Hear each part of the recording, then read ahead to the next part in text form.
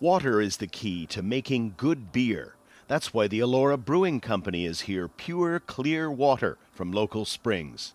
And the prospect of a massive international company taking large quantities of water from those springs is worrying the brewmaster.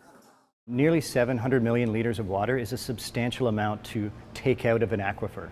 I mean, I'm not going to predict that that's going to affect the health of the Grand River and that so many of our communities rely on, but the evidence certainly is there. If you're extracting 700 million liters per year, that is a very scary thing. We want the citizens' voice to be the voice that's heard, not a voice from Switzerland that does not care about this community.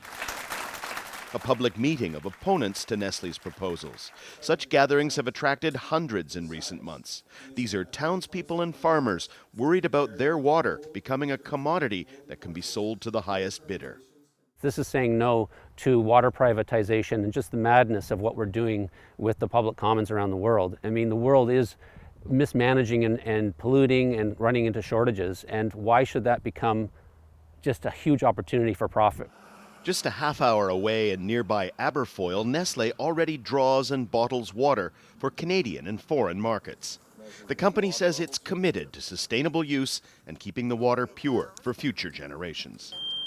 I understand those concerns, but it's important to note that there's also a team of experts behind me that this is our primary focus. We are here to make sure that there's no adverse impacts, so to make sure that there's no impacts to the surrounding flora and fauna.